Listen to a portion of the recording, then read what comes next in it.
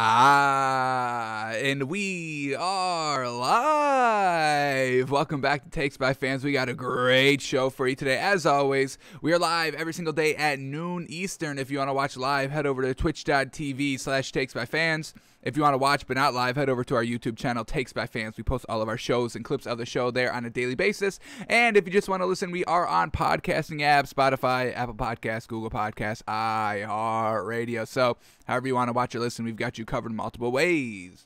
Alrighty, today's a big old Thursday. We got Thursday night football on tonight. Bucks at Eagles should be a real good game. So we got to predict the line, react to the line, and not only for the Thursday night games, but the games for the entire week, folks. And we got another London early morning game this week. I believe the last London game of the season. But, waking up with football is always great. So a lot of games to go over to predict, see where the value is, see where the disrespect. Vegas has been not really disrespectful. They were disrespectful the first 2 weeks, but they've cleaned it up ever since then. They must watch the show. They know where that disrespect is going to come from, so they've been cleaning it up. But that doesn't mean that they're not going to slip up this week, so we're still on the hunt for the disrespectful value, and hopefully we can find some this week.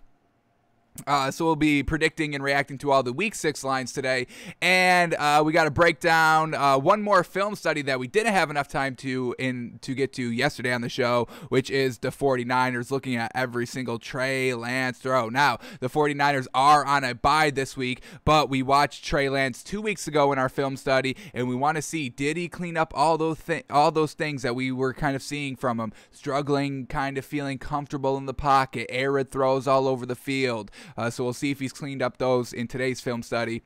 But then before we get into any of that, there are a couple of stories that we need to talk about. So let's just jump right into it. So here we go. Obviously, we know, John Gruden got kind of forcefully had to resign. I know he officially resigned and not fired or anything, but we know he's no longer the head coach of the Raiders, and this whole scandal coming out. And folks, we do have to keep an eye on this scandal because it's got to be something bigger than this. I mean, when we were reading that article a couple of days ago, the New York Times article, the official article that came out, I mean, it was really just kind of nothing. There wasn't really that much evidence, and we never saw the emails, and they were talking about 600,000 plus emails, and then only in the article they referenced 2 separate occasions, and they kept reiterating those same things, those same 2 cases, once again not showing the emails but just referencing those 2 cases throughout that entire article. And it was a pretty lengthy article. But there's got to be something more to this story that is kind of coming out because, with the whole Washington football scandal, and that's really what it all kind of comes back to. We've had, some stories trickle out here over the last 2 seasons about Washington, and we've covered them. But once again, in that kind of John Gruden scandal, they weren't even looking at John Gruden. They found those emails by, investigating kind of other people, Washington and other teams. So, telling me 600,000 emails and then just pointing out 2 or 3 instances where John Gruden was calling, Roger Goodell the F word and saying that he's a pussy. That's all that they were saying there in that article, basically. And now we're not excusing everything that John Gruden did. I mean, I think this is the right decision to do, get rid of him for this organization because, when you're talking about people of power having that mindset, they only hire those people that fit their mindset. So John Gruden, having racist and homophobic comments in those emails, that's kind of his personality. And he's a head coach, he's responsible for a coaching staff, he's going to kind of hire kind of like-minded people, whether consciously, unconsciously, unbiasedly, whatever it is. He's going to go with kind of people that he feels comfortable with. And obviously, given those emails, he's not kind of comfortable with the gays and the blacks and everything like that. So yeah, he's gonna just hire people like him, and that's how we get kind of systematic racism in the country. All that, it starts at the top. So I definitely think that is kind of the right decision to get rid of John Gruden. And hopefully whoever takes over here for the Raiders is doing a good job, and hopefully he can kind of get a good look at kind of being the main head coach come next season. So he's just not the interim anymore, but, only time will tell on that. But, we got to hear some reactions here from Mike Mayock, and we're going to hear from Derek Carr as well. Once again, Mike Mayock, he came over from ESPN as well with John Gruden. John Gruden took the head coaching job, and then I want to say either the same season that John Gruden got hired or the following season, they brought in Mike Mayock, who is good buddies with John Gruden from ESPN, and they brought him over to be the general manager. Once again, like-minded people getting to the top, and that's what creates all the kind of, just trickle down. Everybody likes to talk about, trickle down economics. It's going to work. We're going to give the tax breaks to the owners, the CEOs, the presidents of companies, and they're going to pass those savings down onto you. And we all know that didn't work out. Same thing here. You hire kind of bigots at the top. Bigots come all the way down. Trickle down bigotry. Trickle down bigotry out here. So that's, how it starts. So let's read what John Gruden was saying, or Mike Mayock was saying. And then we also have to bring up a couple of things here. Once again, bringing back to Washington. Everything seems to lead back to Washington. And that's why, a lot of people are talking about the story. This is why we're talking about the story as well, because we know there's got to be something bigger under the surface here, that it seems like the Raiders and the NFL are just trying to get out ahead of it. Be like, hey, we got the bigot out. It's John Gruden. Don't worry about those other emails. The other investigations. That was nothing. You don't even have to worry about that. And the NFL kind of came out and was like, yeah, we're not going to release any of those emails. We're not going to release any of that evidence. And people are kind of demanding it, and fairly so. I mean, if everybody likes to talk about, we're so open and we're so transparent. No, this is nothing transparent. I mean, people love to kind of claim transparency when it benefits them, but, when they've got something to hide, it's like, oh, no, we don't need to be transparent. Yeah, you kind of do a little bit. So it's just real weird. This entire week has been real weird going on with the John Gruden situation. And once again, just pointing all back to Washington. Even in this article that we read earlier this week, the New York Times article, it was all kind of pointing back to Washington.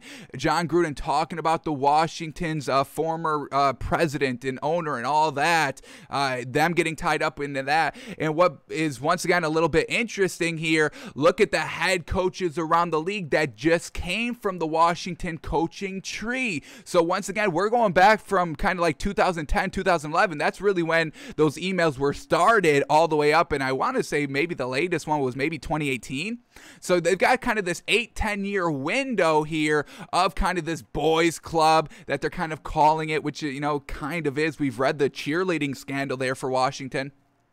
So when we go back and look at the head coaches, and this is what we're talking about, the trickle-down bigotry potentially here, Kyle Shanahan, head coach for the 49ers. Now, we're not saying that these people are like John Gruden, but we're just think it's a little interesting here.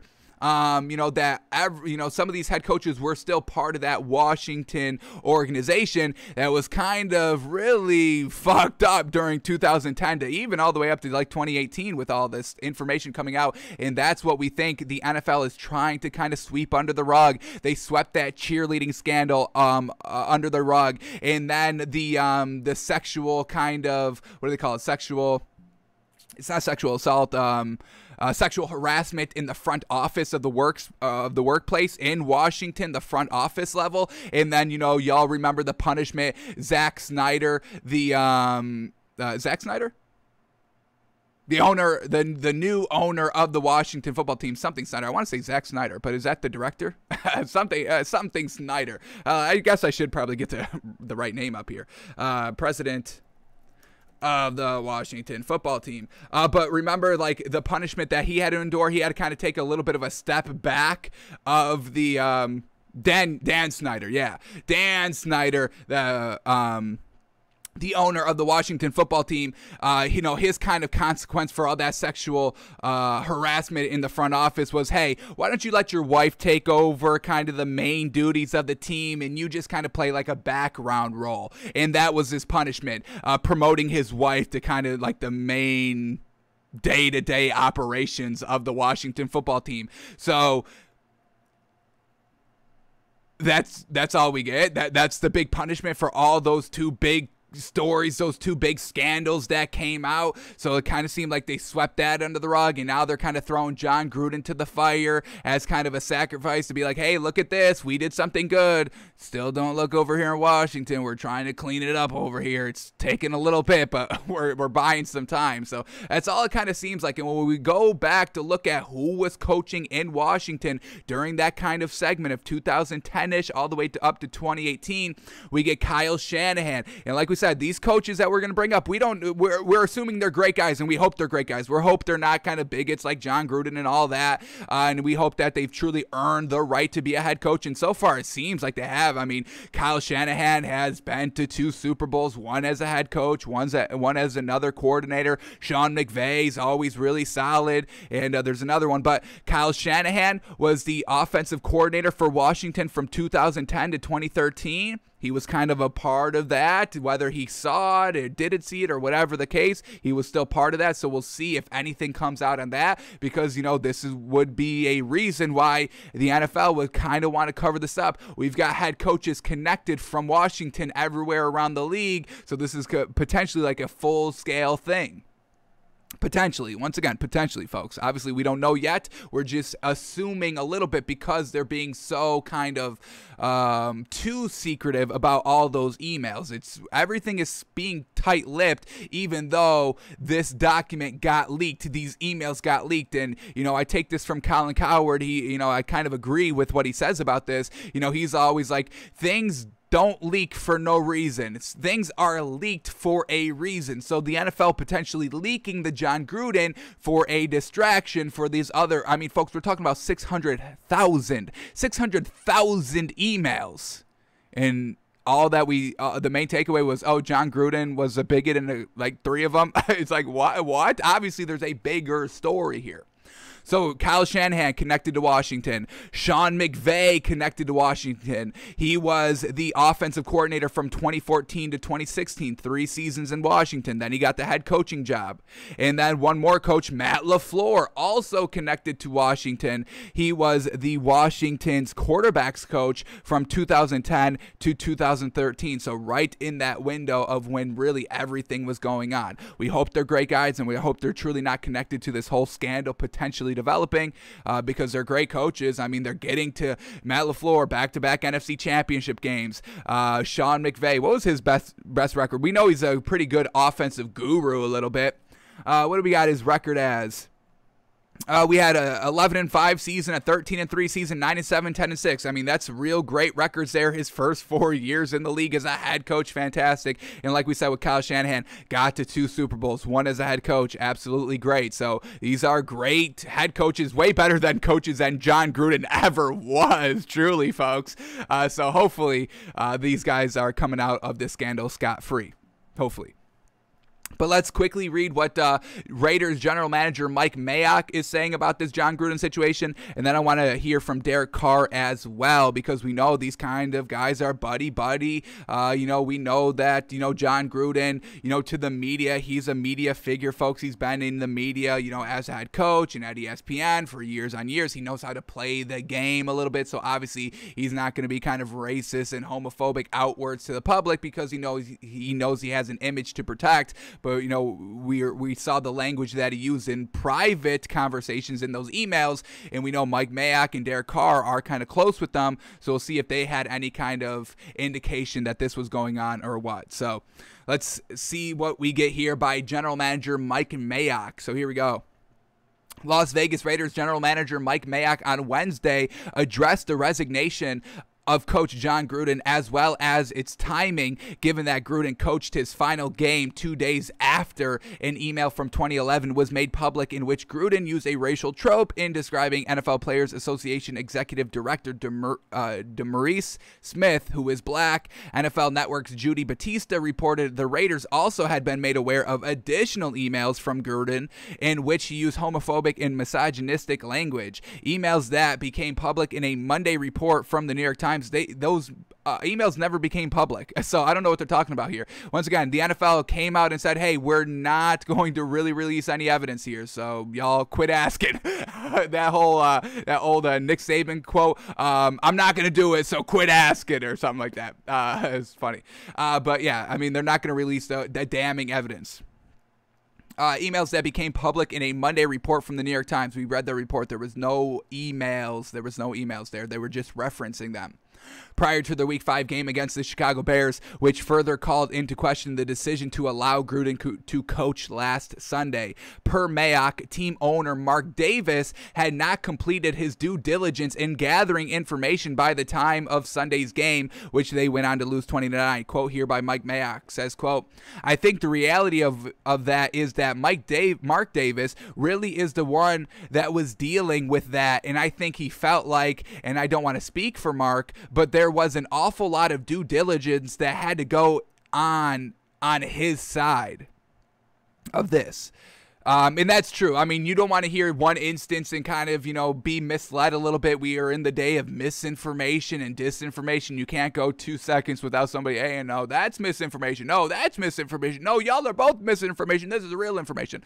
So, one thing coming out, alrighty, let's take it in stride. We're not going to overreact. We're going to do our due diligence to see, is it legit? Was this real? When did it come? And take all the circumstances into consideration. So, I don't really mind, that email came out, and then 2 days later he still has to coach. What are we going to be like? No, you're fired now after 2 days? I mean, we got to investigate a little bit more, and obviously they did, and more emails came out. So now it's kind of rightfully so that he was let go. But I don't mind that 2 days later he was still the head coach. Like NFL.com was saying he should have been fired the immediate second that report came out. Do some research, do your due diligence, interview everybody, and see what your conclusion is. And the conclusion was he should have been fired, and he was. So I've got no problem that they waited 2 days. You should wait 2 days. You should wait at least like a week probably to get all the information out.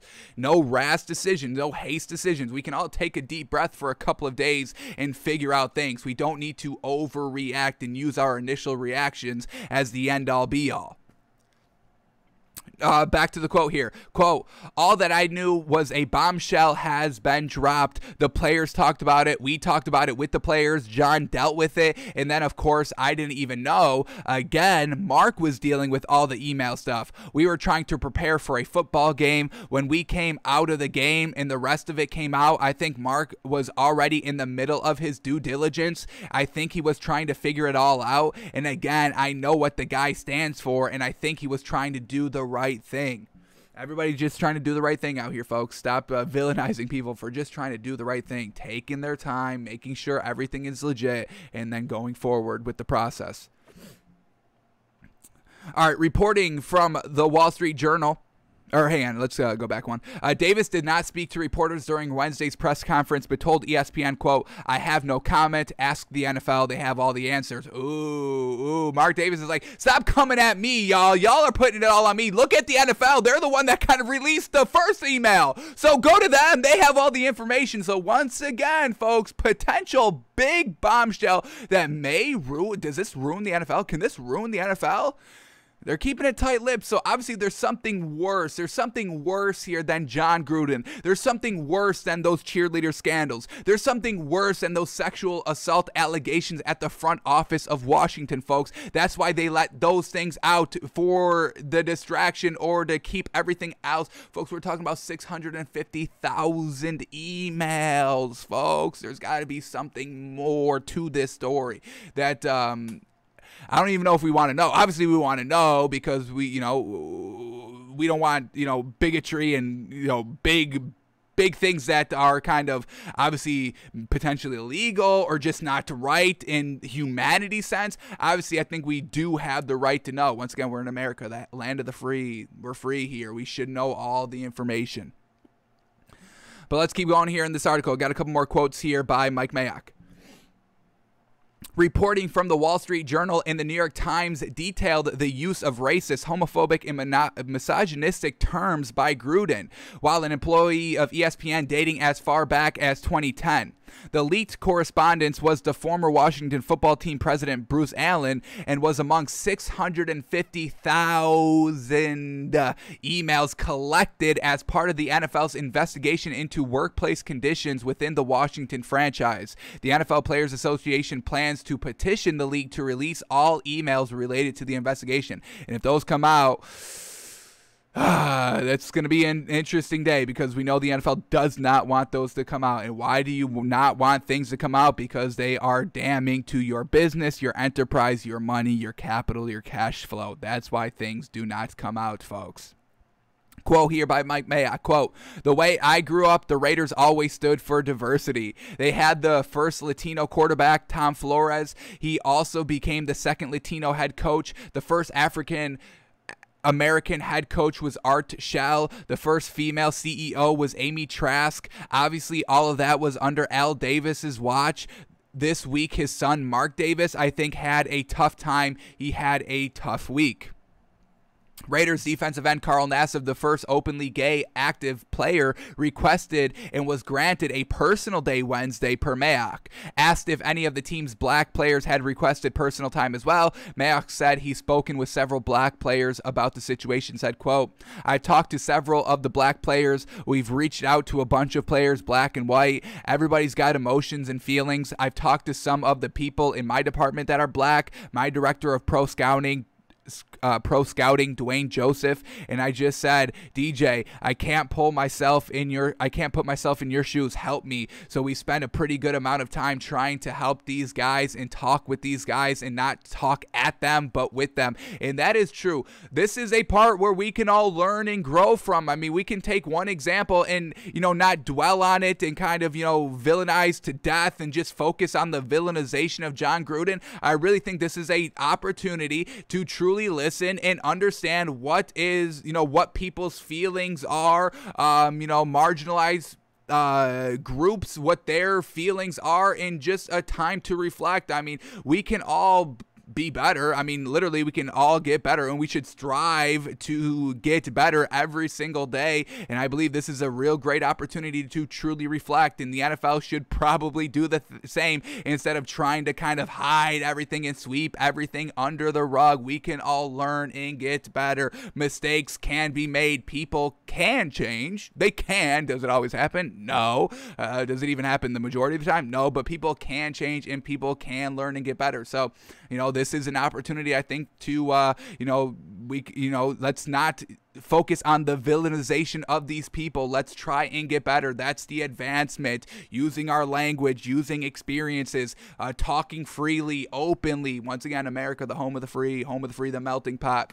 Coming together and learning and moving forward. Because, folks, I mean, this is not the first time that this has happened. This is literally happens every single year, and we follow down the same path every single year of, oh my God, that man's a bigot. Villainize, anger, blinding rage at this, and then nothing changes, and then a year later, same thing. Oh my God, this guy's a bigot. Could you believe it? Oh my goodness, this is so crazy. Who would have thought bigotry here? Well, we just saw last year, and it didn't change because we're too busy villainizing. And I'm not saying don't villainize. I mean, John Gruden, these bigots shouldn't kind of walk away scot-free, but I don't think dwelling on it is the right response. I really think open dialogue, and I mean true, honest, open dialogue, not like the open dialogue that once again happens every single year after bigotry is exposed. They're like, all right, now it's time to have an open dialogue. And then the open dialogue is like nothing. It's like, oh my God, that was so bad. Oh my God, he was so wrong for that. Oh my God. And then nothing changes. Once again, can we finally all just kind of relax and learn and see exactly what happened and not truly overreact and just kind of be like, all right, can this just be it now? I mean, we've learned so many times, people could potentially be like this, bigots and all that, for hatred and all that. But something's got to change, because obviously nothing has changed. We're in 2021 still talking about the same things that we talked about in 2020, 2019, 18, 17, 16. I mean, folks, aren't y'all sick of it? I mean, I'm sick of it that people aren't changing and learning and getting better and moving. I mean, it kind of seems like society has not changed in the last 30, years, 30 plus years. And why is that? Because we follow into the same path. Let's try and do something different. Let's have an honest, open dialogue where we actively talk these things and thoughts and problems through. Or we'll do the same thing next year. Somebody else will come out as a bigot. So just take this opportunity to learn, reflect, better yourself. Don't fall in love with the Twitter mob. Just learn and get better. Let's keep at a couple more quotes here. Couple more. Almost over. Here we go. Alrighty, what else we got here? We left off here. Here we go.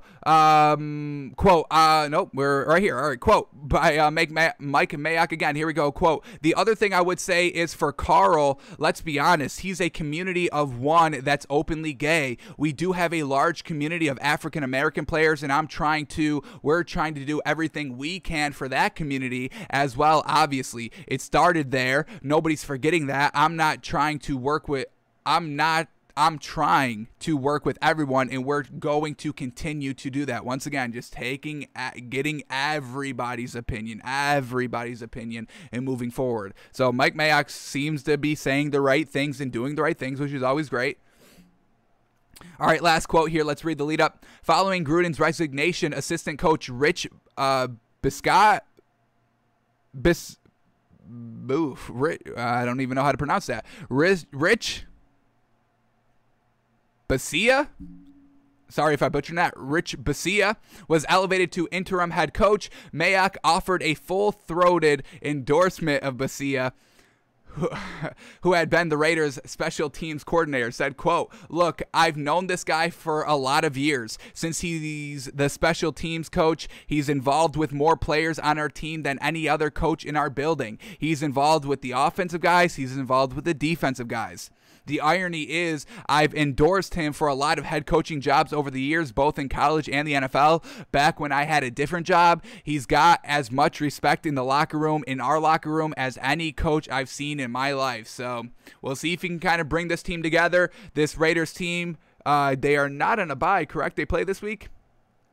Well, they got the Broncos this week, so obviously, the show must go on, the game must go on here, and we'll see how they rally behind Mike Bisaccia here, the new interim head coach. So Mike Mayock saying the right things, getting input and getting everybody's feelings on what has been going on, talking about it, talking openly about it, and appointing Bisaccia as the head coach that he just says right here that has the respect of literally everybody. So we'll see how they go, but so far, Mike Mayock saying the right things. Loved it.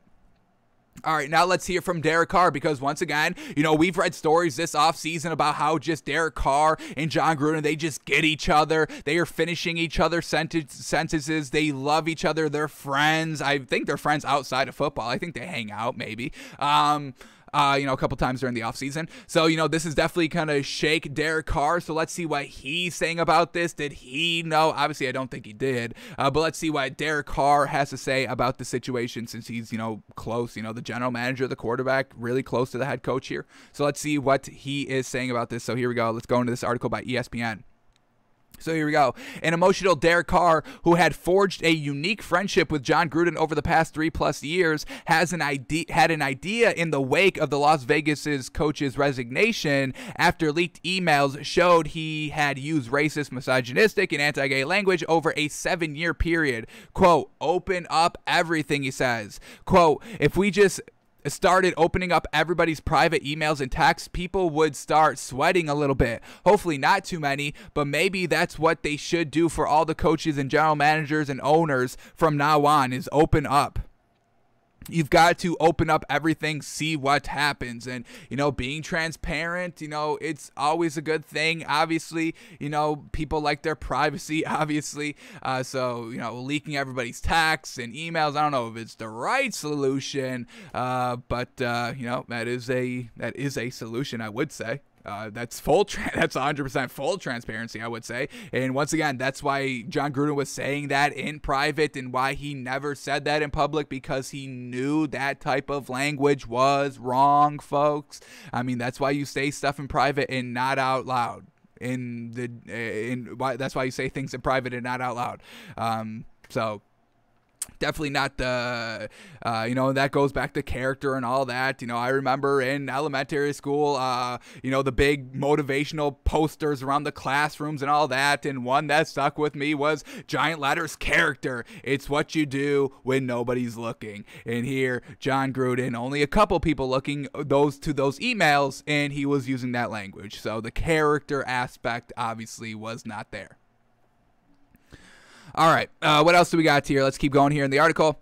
Of his former coach, Carr said, quote, "I love the man, but you hate the sin. Nobody's perfect." Less than 48 hours after Gruden's resignation, Raiders owner Mark Davis, general manager Mike Mayock, and interim head coach Rick Bisaccia addressed a team shaken emotionally to its core at a Wednesday morning meeting. The three delivered a simple message: interim coaching situations usually happen late in a lost season. Quote here by Mike Mayock: "All of our goals are ahead of us. We're 3-2, one game out of AFC West lead. The focus has got to be on Denver."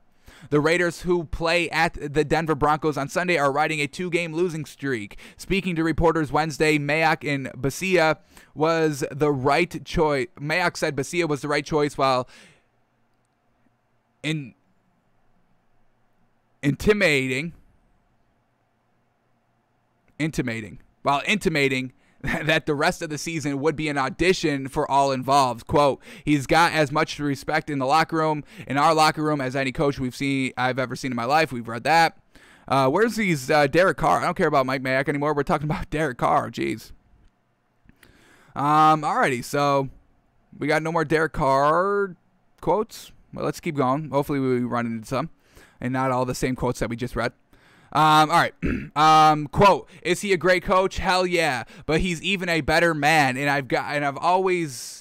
what I've always told people when I endorse him is that he's the most natural leader of men that I have ever been around." So hopefully he can kind of, take this kind of broken locker room, get all the respect, and have them playing real good for the rest of the season, because we know this offense is lackluster. The team overall was underachieving every single year. We know John Gruden's not even a good coach, so it's kind of good that he's out of the league here. So definitely kind of cheering on Mike Bisaccia here, and hopefully he can get this team right on track where it really should have been this entire last 3 seasons. Mayock now has final say on personnel decisions over Bisaccia, a designation Gruden previously held over Mayock. Bisaccia, 61, has been an NFL assistant for 20 seasons, 11 of those under Gruden, with stops in Tampa Bay, San Diego, Dallas, and with the Raiders. But he has never been a head coach at any level since his career began in 1983. He read a prepared statement at the beginning of media availability. Says, quote here, "Coach Gruden gave me a chance to coach in the National Football League, and I'll always be appreciative of that. That being said, we all have a responsibility here and have to be accountable to our words and our actions. No one person is bigger than the Raiders shield. The Raiders have always stood for diversity, inclusion, and social justice. It's important to live those ideals and carry them into the future. We cannot change the past, but we can do more to maybe make tomorrow better." And that is it. Yes, we cannot change the past. We cannot feel sorry for John Gruden because he used that language. That was his decision. Those were his words. He felt that way. That's why he wrote it. It's unfortunate that he felt that way. Now, can John Gruden improve and get better? Absolutely. I don't think that, we should write him off 100% moving forward. Obviously, he's got to be sincere in everything that he's learned, and, show that, his actions are speaking louder than words here as he moves forward. But that's exactly it. Nobody's bigger than the Raiders shield. We read from Mike Mayock, of all the achievements of what the Raiders have done in their history, being diverse and all that, and you can't have one person ruining that, and John Gruden was ruining that kind of picture of what the Raiders do stand for. So we should not be feeling sorry for John Gruden. You have to pay for your actions. I mean, that's just what it is. People, that's why people get upset when they get called out, because, it's kind of, the calling for judgment of your actions. Here, your actions were exposed. You obviously didn't want them exposed, but hey, they're exposed and they're not the greatest actions out there. So Hopefully he can learn and hopefully he can get better. And like Basia says right here, we cannot change the past, but we can do more to maybe make tomorrow better. And fuck that, but we can do more. Not can do maybe to maybe make tomorrow. No. We can do more to make tomorrow better. That's what we need to do, because like we just said a little bit earlier, folks, the last 30 plus years, we get the same thing every year. We're having the same discussion every single year. Nothing's changing. So screw that. Maybe we can make tomorrow better. We need to make tomorrow better, because I'm over talking about it, folks. And, I know it's easy for me to say because, I am white and, I'm not in a press group. I understand that. But,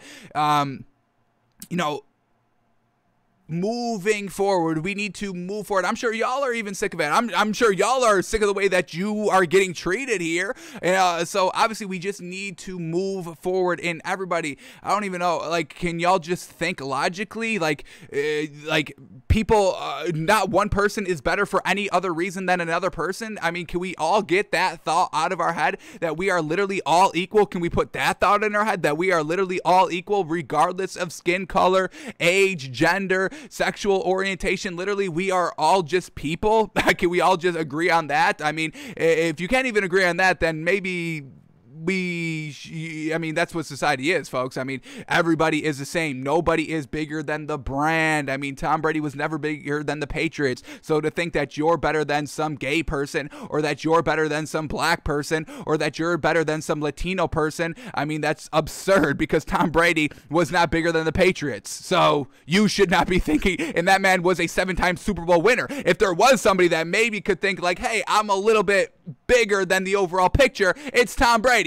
And I can guarantee none of y'all are Tom Brady out there, because Tom Brady is the greatest of all time, and y'all aren't even coming close to that man. So I don't even know what y'all are thinking out there. So got to make tomorrow better, folks. Got to. Everybody, relax. We're all people. We're all the same. You don't need to be better. Why does everybody want to be? I don't want to be better than everybody. You know how much pressure that puts on me if I actively say, hey, I'm better than that person? It puts pressure on me. Maybe that's what's wrong with y'all. Y'all are too riled up because you've got, things to live up to. Y'all are like, oh, I'm better than this entire race of people. And that puts stress on you, because now you have to actively go out and act like it. But y'all don't even do that. So I don't even know what y'all are doing. I don't even know what y'all are doing out here, folks. Alrighty, let's get back to this article here. What do we got? A quote here. By Basia again. The thing that's unique to us, we have a good team. We have 12 games remaining. We feel we have a lot of time. We feel like all our goals are still out in front of us. And I would kind of say that's the best thing about this kind of entire John Gruden thing, that he is finally not the head coach for this team anymore. I mean, he was locked in for a 10-year deal. I mean, I think Raiders fans are kind of breathing a little bit of a sigh of relief. Oh, thank goodness. He's out of here, because he was holding this team back. All right, quote by Basia again. Quote, we were 3-0 at the time. We've lost 2 games. There's a bump in the road. It's not the end of the road. We're just going to put our heads together and put the players in the best situation they can to win the game, and we'll see what happens Sunday. I've got a 7-year-old granddaughter that can put a bunch of X's and O's on the board, but I tell the players all the time, they are the ones that make the X's and O's come to life. Gruden has been the play caller on offense. Thank goodness he's not there anymore, once again holding the team back. That responsibility will now belong to offensive coordinator Greg Olsen. Greg Olsen? Tight end Greg Olsen? Is that correct? Who was the Raiders' offensive coordinator and play caller when Carr was a rookie in 2014? No, okay, must have been another Greg Olsen. Interesting. Carr said hearing Olsen's voice during practice was familiar but jarring, considering how long he had heard Gruden. The practice field was a respite for the emotional groundswell the Raiders had been feeling. Quote here by Mike Mayock. Quote, what I said to the players this morning is that there's a spectrum of opinions out there about John Gruden, from total condemnation to full empathy and everything in between. And what I said to the players basically is that you're entitled to your position. You're entitled to your opinion on that. But ultimately, the team has got to come first at some point after family and your religion. I've talked to several black players that we read that one.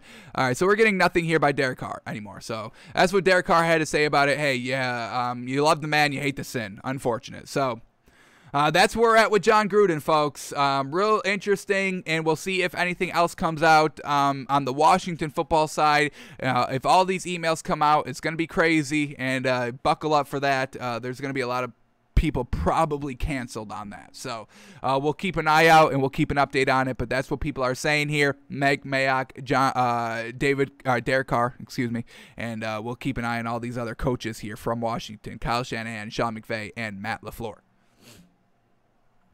Alrighty, let's keep going here. Actually, we went a little bit later than I thought, and we still got stuff to do, so we got to move on from these stories here. So we'll talk about Zach Wilson, why he's struggling. Zach Taylor saying that the Bengals are going to be a team to be reckoned with. We get Aaron Rodgers talking about Joe Burrow.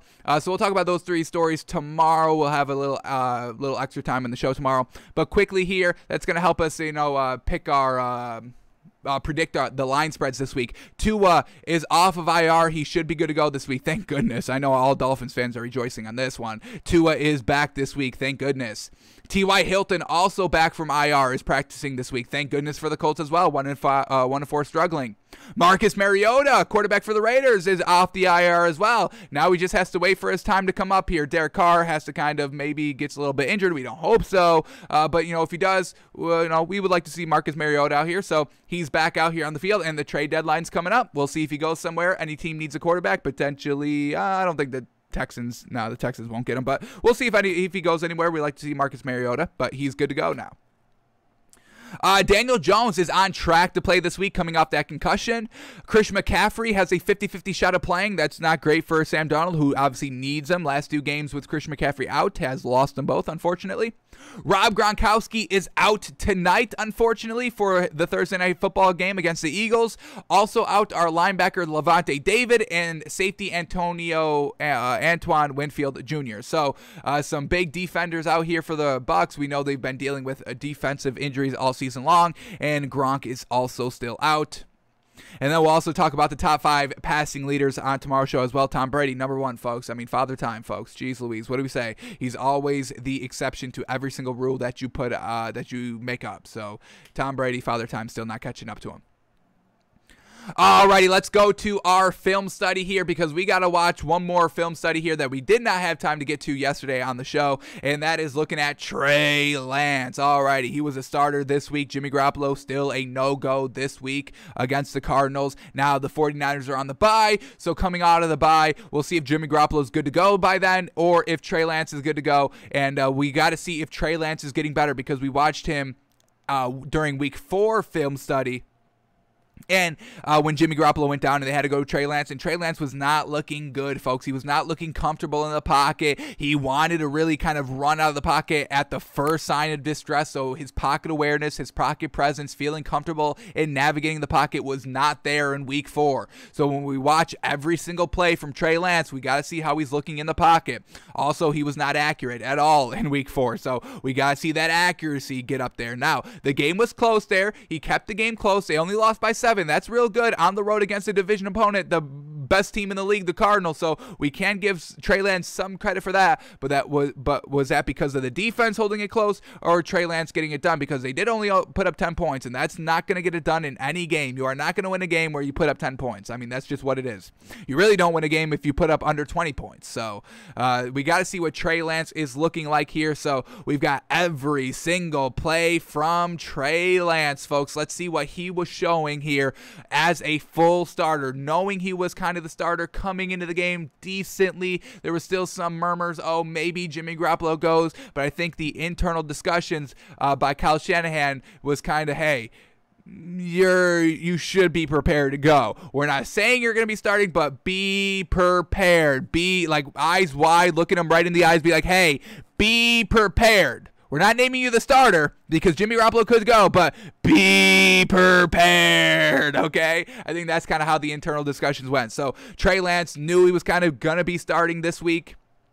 So had kind of that full kind of, rhythm and just kind of what you do daily to get ready. We know kind of football players always say, hey, it's habit. That's why, during Super Bowl week, they don't kind of get to the Super Bowl early. They just walk through it like they do normally. Hey, this is just another normal, regular game. I'm going about my routine the same every single week, every single game day, every single, folks.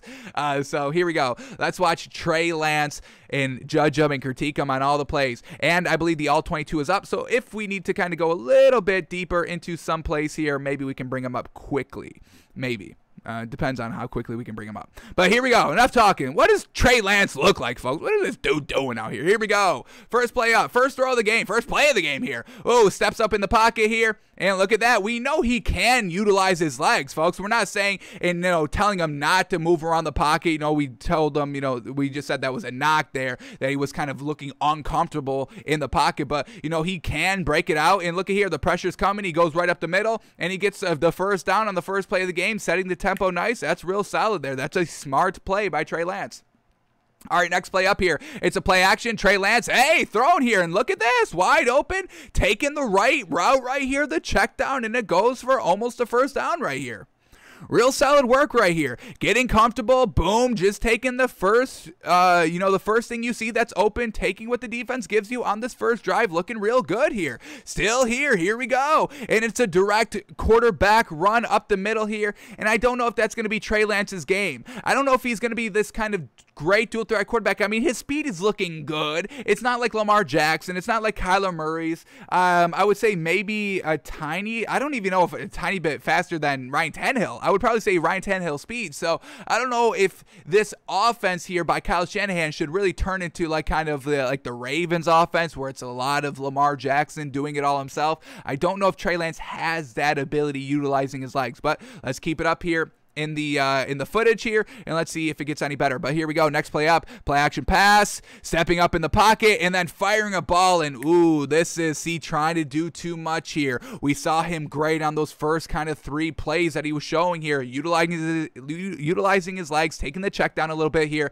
But I mean, you had the entire open middle of the field to run here. There is nobody within 15 yards downfield, and he tries to throw it on the run, and that ball sails on him. And this is a good opportunity to go to. This is still a tough ball to fit it in, folks. You've got a triangle, 3 defenders all around the receiver. You can put that on him, but the ball sails on him because he's trying to do too much running as he's throwing the football inaccurate there. So real bad end to the drive, good start to the drive, but Trey Lance trying to do a little bit too much here, throwing on the run, and the ball sails on him. Take what the defense gives you, man. You're the rookie. You're prone to make mistakes like you just did. Ease down the game. Don't try to do too much here. He was good on the first 3 plays. Trying to do too much here. Should have just ran it. Would have picked up the first down, or slid and picked up 8 yards. I mean, it's a positive play regardless. You throw a pick. All right, now here we go. Next play up. They're down 7-0 still in the first quarter, and he's getting hit as he was throwing. And is this a lost fumble? Does he got a lost fumble here? Let's quickly check his stats. Did he lose a fumble? The 49ers, they did not lose a fumble, so they don't count this officially as a fumble. All righty. But still, let's go back and watch this play. Solid time to throw. Trying to step up in the... Oh, the ball gets batted at the line of scrimmage. My apologies. I thought he got hit and the ball came out. So, trying to get the ball out quick, and it's tipped at the line. We saw... Who did we just see get tipped at the line over and over again? We just watched it on our film site. I think it was Sam Darnold. Sam Darnold or Teddy Bridgewater. Getting tipped at the line over and over again. All right, Trey Lance here. Just swing it out there. Set up a kind of screen to the running back out of the backfield. Delivers the ball really well. Look at him kind of stand in this pocket as the pressure's coming because, as the screen, you let everybody in. And, hey, he pump faked a little bit and got it accurate. That's all you can ask for by the quarterback on the screen pass, to deliver the ball accurately to the screen receiver, and that's where he was. Now they're moving the ball a little bit, but on 3rd and 7, they do a quarterback keeper? 3rd and 7? I don't know if I love this play calling right here by Kyle Shanahan.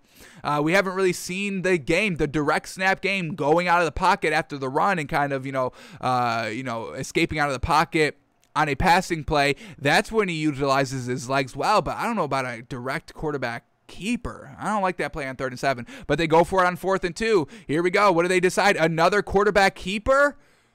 and he doesn't pick it up. I mean, this Cardinals team, they know this is coming. They know y'all love to run with Trey Lance because you can't run with Jimmy G, and you run the same play 2 times in a row. And I don't know if Trey Lance is kind of that physically gifted to kind of do this over and over again. I don't think this is his game, folks. I don't think this is he's a true dual threat quarterback. All right, but here we go. Next possession here on his own goal line. Oh, look at that. Look at this. This is what we're talking about right here. Able to escape all the pressure right here. Escapes out of the pocket right here when it's collapsing right in his face. Doesn't take the sack in the end zone for the safety. And here we go. He pulls the ball down. Doesn't throw the ball here and dives for the first down. Now, that's a solid play right there. But once again, that speed, it's not looking like Lamar Jackson. It's not looking like Patrick Mahomes. It's not looking like Kyler Murray. So, I don't know what Kyle Shanahan's doing with this offense. Here we go. Stepping up in the pocket, and now another good throw right here. This ball doesn't sail on him as he's stepping up in the pocket, kind of throwing on the run here. Good throw here. I mean, he's wide open, and we still see the ball a little high, and we see the receiver kind of turn his body, so a little bit behind as well. So definitely got to shore up the accuracy a little bit, but overall, that's a real good throw there. Big momentum throw. Get him towards midfield. Watch this one more time. Ball a little wobbly, a little high, but overall completion to a wide open receiver. All right, now second quarter now. Once again, they're in Cardinals territory, and you know we've seen them in Cardinals territory a lot so far during this highlight package, or it's not even highlights. Every single throw, incompletion, completion, bad play, good play. But you know, once again, they only put up 10 points, so struggling as the field is shrinking when the pressure gets up a little bit more. But here we go. Nice little slant route. Unfortunately, incomplete. Let's see. Was this right on the money or was this a little behind? It looked to potentially be a little bit behind. But here we go. Just a crossing route at the bottom of the screen. And now that's a good ball. Just unfortunately dropped by the receiver. So nothing bad on Trey Lance on that play. Still only down 7-0, so still a complete game right here. 2nd and 10 at the Cardinals 40-yard line. Once again, a direct kind of just quarterback keeper. I think this is the wrong decision with the offense, but let's keep it up here. Here we go, trying to hit a comeback route. There we go. Boom. A nice covered route there. And Trey Lance puts it right on the money, exactly where it needs to be. A read option right here. Makes the right read. And he picks up about 7 yards. Alrighty. And gets the flag now at the 5-yard line. Can they capitalize on this play? Set up screen. And it's a fumble. Bad drop there by the receiver. Let's watch this one more time. We talk about it all the time. The only thing quarterbacks can do on screen plays is throw the ball accurately, and Trey Lance does not throw the ball accurately here. It's a little low and a little bit behind the receiver right here. Still should have been caught, but overall, you got to make it as easy as possible here for these receivers, and Trey Lance did not do that here. All right, now we're going to get a 2nd and goal here from the 5, so they just call that incomplete. Bail out there. That would have been a loss of 10 yards. But here we go, 2nd and goal from the 5 in the red zone. Trey Lance, quarterback keeper up the middle, gets 4 yards down to the 1-yard line. 3rd and goal, Trey Lance, play action pass, nothing open, flings it last second, and that one sails out of bounds. Do they settle for 3 or do they go for it on 4th and goal from the 1? Let's see. And they go for it on 4th and goal from the 1. Play action pass, rolling out Trey Lance. Everything is guarded, but he goes, and man, oh man, that Cardinals defense meets him right at the line. He takes a big shot, and he does not get in. Holy moly. Look at this play one more time. Look at this great defensive effort to meet him right at the line, and he gets no movement. No movement, runs into a brick wall at the 1-yard line, and they do not call a touchdown down at the 1-inch line. Man, oh man, Trey Lance took a big shot there, but he pops right back up. Very well done, but this is what that Cardinals defense does, folks. They might bend a little bit, but they don't break. Right there on the goal line. That was probably the best defensive play I think I've seen all season, folks. Man, oh man. Sheesh. Unfortunate there by Trey Lance. Could not get that extra inch. But here we go. Following possession here. They're down 10-0 now. A little bit more urgent. Trey Lance trying to, once again, design quarterback run here. I don't think this is... Why all these quarterback runs? You've got weapons, man. Jeez. All right, here we go. Trey Lance dumps it out to the back, out of the backfield. I think that's Juszczyk out there. Juszczyk. Does not go for really anything. 3rd and 11 here. Big 3rd down. Try to pick it up. Keep the ball moving. Keep the drive alive. And oh no! Beautiful ball thrown over the middle of the field. And it's no good by Saucin. Oh my goodness, how do you drop this ball? This is fantastic. Look at this tight coverage right here. Fit the ball in there beautifully. Receiver knows he was going to take a shot after catching the ball, so he doesn't catch the ball. Man, oh man, that's a big drop right there. That was good by Trey Lance. Damn. All right, next throw up here. Now we're in the third quarter. Still only down 10-0. Still a game. Trey Lance dancing all over the pocket, buying all the time, keeping his eyes down the field, throws the ball in a little short. But this is a good decision here. And, a good opportunity to keep his eyes down the field as he's escaping the pocket here. But he has to know when to run and when to throw the ball. This is a time where you can run the ball. You've got a seal blocker right here. You can beat all these people to the sideline with your speed. So he doesn't know when to throw and when to run. He mixes up when he should do both, and I think he makes the wrong decision on most of the time here. So he has to learn to take what the defense gives him when it's appropriate to do so. And I don't like all the plays here by Kyle Shanahan to run this man up the middle over and over again. But a real great decision right here. Pick up the first down. This is a good decision right here. And we're getting 50-50 good decision, bad decision here by Trey Lance. But this is a good decision right here. Whether it's a design play or not, he put it right on the money. And they pick up the first down on 3rd and 9. Fantastic. First drive out of halftime. All right, we get a 1st and 20 now. Direct quarterback run right up the middle. And this is the play, folks, to sell the pass. That's why he flips his hips like he's going to dump the ball off to the backfield. But this is always a designed quarterback run right up the middle. And this is what, number 5 or 6 in the game? Is that Trey Lance's offense? Is that what Kyle Shanahan wants to run? I don't think Trey Lance is going to be that type of quarterback to do this and be able to sustain this. Because if you want to sustain this level of play, you must make sure that this man is not injured. And obviously, we have not seen this man injured, but I just don't know if he's going to be the guy that stays healthy. We've already got one quarterback that stays healthy, and let me knock on wood, Lamar Jackson. And we've seen the other quarterbacks, RG3. Who are some other ones? Is it just I think there's one more. RG3, ends up getting hurt. Big bad, because he's running the ball, can't stay healthy. There's one more quarterback I know there is, and I'm blanking on it. So we'll see if Trey Lance is a Lamar Jackson or an RG3. But here we go, 4th and 5, another crucial 4th down right here, and they're going to go for it. Trey Lance drops back to pass, and boom, a real good pass right here to pick up the first down. A great catch by Saucin this time. But watch this play right here by Trey Lance. Stays in the pocket. Edge rusher coming off of his blind side, doesn't even see him, may feel him, and gets the ball out quickly to Saucin. And they pick up the first down on 4th and 5. Fantastic play. All right, but now it's 1st and 20. Still same possession, I believe. Dumps it down, picks up about 3 yards. Alrighty, not a bad read right there. Going to bring up a 2nd and 15 potentially.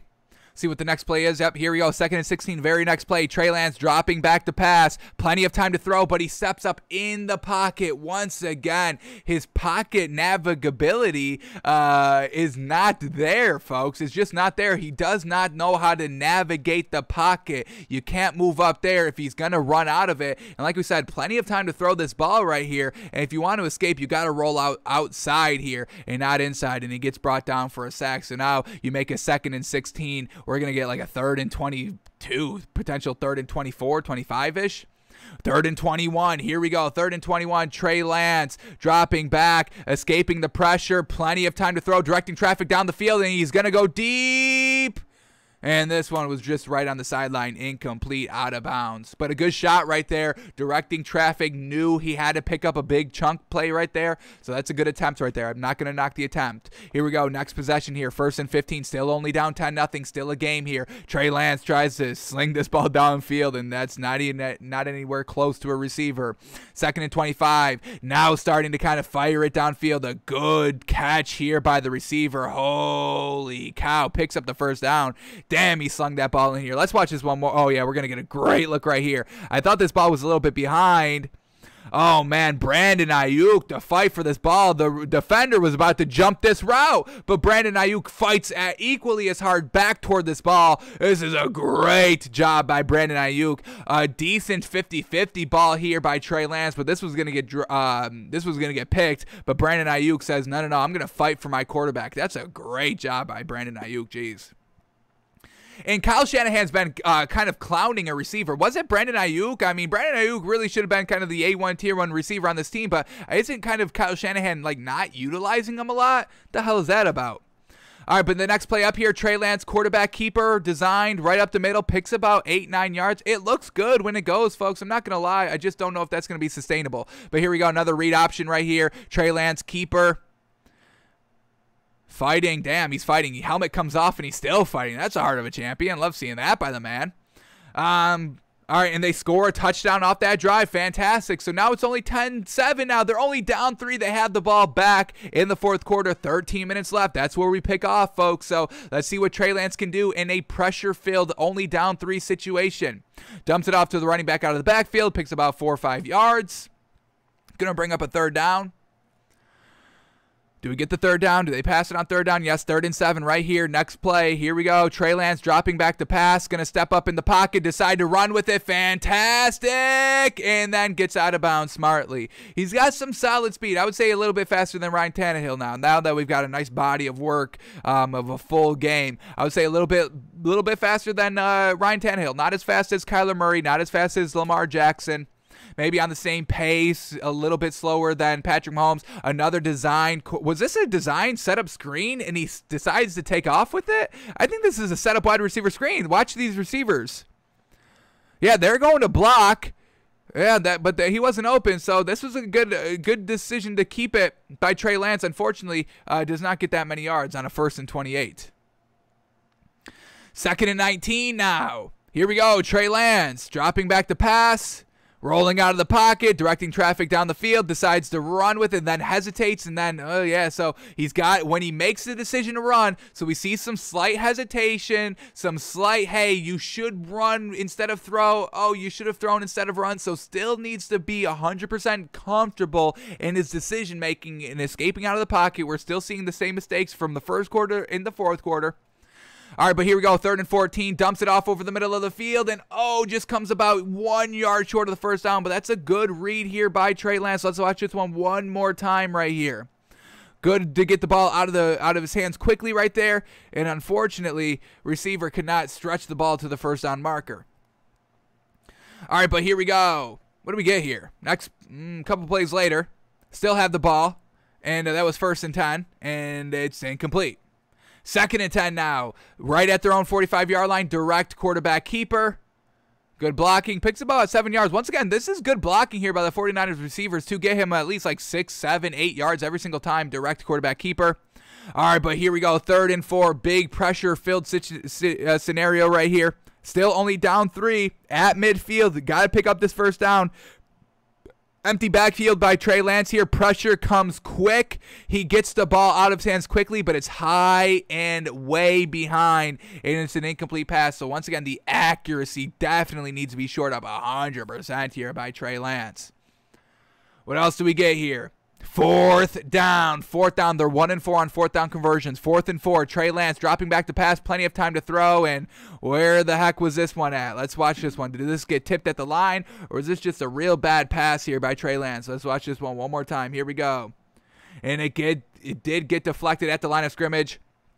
Looked like he was trying to go to number 19 over the middle of the field. Let's see if this was going to be a good read by the time the ball was thrown here. So he would have had to fit it in between these two defenders. I don't know if he does. That's potential pick as well. I don't think that's complete. So I don't know if that was truly open of who he was trying to go to. So tipped at the line of scrimmage, J.J. Watt. Yes, sir. Big, crucial drive here. This Cardinals defense stepping up when they needed to, folks. I mean, we've seen this 49ers team in the Cardinals territory decently all game long, getting down on 4th down scenarios, and the Cardinals defense stepping up big time. Once again, why we have this Cardinals team at number 1. The offense struggled to put up points here, but the defense said, hey, we haven't really done our thing this season of truly winning the game. We've seen the offense come from behind. We've seen the offense put up 30-plus points against the Rams, and now we've seen this defense hold an offense to only 10 points while the offense only puts up 17 points, and they come away with the win. Cardinals are figuring out ways to win every which way, folks, and that's so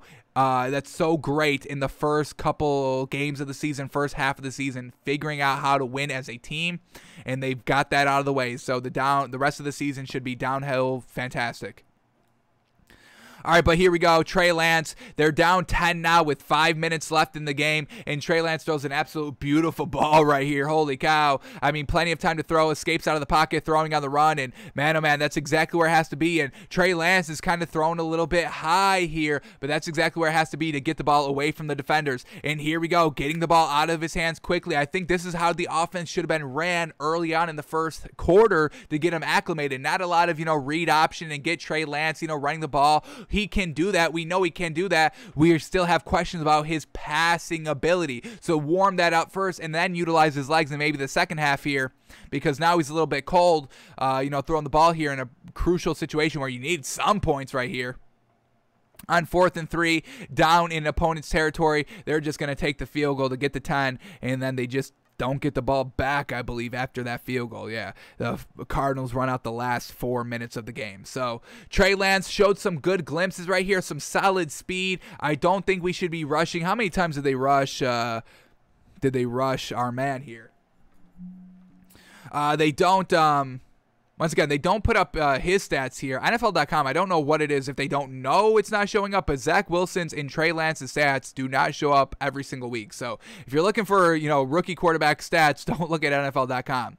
But how many rushing attempts did Trey Lance have? He had 16 rushing attempts. I think that's way too much. We're talking about Lamar Jackson territory, folks. And we're not ready to believe that Trey Lance is Lamar Jackson yet, folks, because we just saw Lamar Jackson on Monday Night Football. Trey Lance is nothing like that so far. So I don't think that's the right decision, but we'll see what they do. He got his feet wet a little bit. He showed some promise, some good throws, some good throwing ability, but overall, as an overall grade, we have to probably give him like a C-. Not stepping up in crucial situations. That 4th and goal, I mean, if you're going to be a true running quarterback, you've got to find a way to get that extra inch. I mean, football's a game of inches, and if you're going to be a dual threat quarterback running and passing, kind of taking complete control of the entire offense, you have to sacrifice your body, put your body on the line, and start fighting for those extra yards, because the entire offense, points-wise, moving the ball-wise, yards-wise,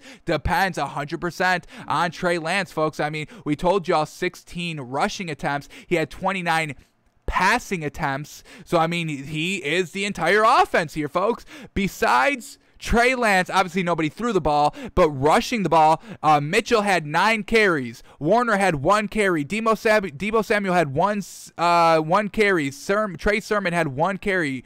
Kyle Juszczyk had 1 carry. So we're talking about 9, 10, 11, 12, 13 plays that did not incorporate a Trey Lance. So you got to rely on Trey Lance to score. Obviously, he's got to start to figure out how to get it done, rushing the ball, scoring the ball, not getting shut out on the goal line. So overall, some promise. 49ers on a bye this week. We'll see if he gets better, and we'll see who's going to be the starting quarterback coming out of the bye. But I don't like the offense. I just don't like the offense ran here with the 49ers. I don't know if that's what Kyle Shanahan's going to be looking for, but that's what he did here in this game against the Cardinals. All right, so now, officially, Week 5 film study is officially wrapped up for us this week. Fantastic. Another successful film study. Always great. But now we've got to react and predict to the Week 6 betting lines this week. Where is Vegas's head at? Where is our head at? Are our thinkings lining up on the spread?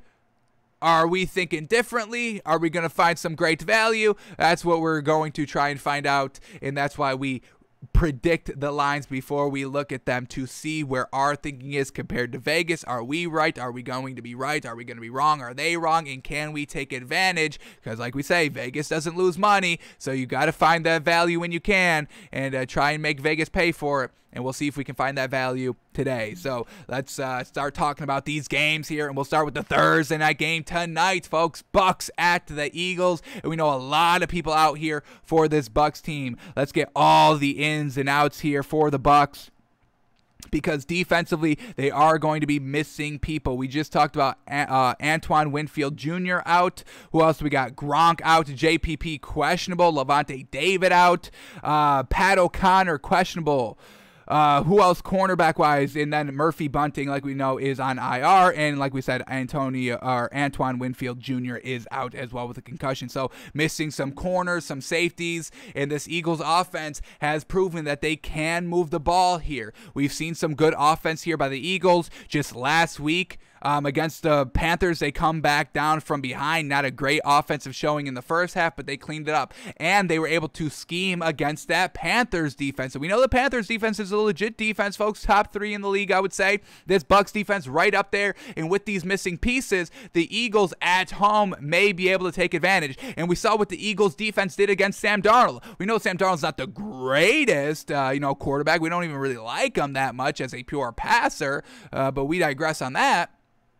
But we saw the Eagles able to move the ball against the Panthers defense in the second half. And the Eagles, kind of have the experience with the good defenses against the Cowboys, against the Panthers, and now they're going against a good defensive team in the Buccaneers. So this offense should have all the film they need to take advantage and, move the ball offensively. This Eagles defense should be able to kind of, lock up Tom Brady's weapons a little bit. It's still going to be tough. He exposed the Dolphins defense last week, and that's still a solid defense. And Tom Brady was just slinging the ball around 400 yards, no problem. So I'm going to call this one Bucs -3 on the road right here. It's just Tom Brady. This offense, they've shown that they can move the ball every single week. We're still a little hesitant. We believe in all the Eagles receivers here. We believe in Jalen Hurts. We even believe in Nick Sirianni as a head coach. He's kind of winning us over here week by week. So we still believe in this Eagles offense, but overall it's Tom Brady and the Bucs. We know they can get it done. So big game here, Thursday Night Football, Bucs on the road. We'll call it Bucs -3, and I think if we get anything more than 3, like a 3.5, I think we're going to take the Eagles there. With it being just 3 right here, it's really not the greatest value, but we'll see what Vegas puts it at. If we're getting more than 3 points there with the Eagles, I think that's the way to lean. Thursday Night Football games go a little wonky. Bucs, shorter week. Same thing with the Eagles, short week here, but we'll see how these defensive outs for the Bucs really kind of lock up Jalen Hurts in this Eagles offense if they can. So we'll call this one Bucs. I'm going to go Bucs -3.5. Bucs -3.5 on the road Thursday night. All right, now let's talk about the Sunday's action. And once again, we got another game in London. Wake up with football. It's such a great feeling, no, folks? But we got Dolphins and Jaguars in London, and thank goodness Tua is back, folks. So we got the Jaguars with all this mess and distraction, and now they have to go overseas. What do you think Urban Meyer's going to be doing? He's going to be taking what do they got over there in London? What's the big buses? The double-decker buses. They got a specific name? He's going to be taking those buses all over town looking for lap dances. Y'all go practice. I'm taking the double-decker bus over here. So we'll see how he handles that. A road trip to another country. Your team must be buttoned up. That's kind of why Matt Ryan had success, because we have a veteran quarterback going overseas. He's got to have a little bit of the kind of upper hand over rookie quarterback, rookie head coach on the other side with the Jets. So Falcons win. They looked good. Matt Ryan actually looked real good. Maybe his best game of the season.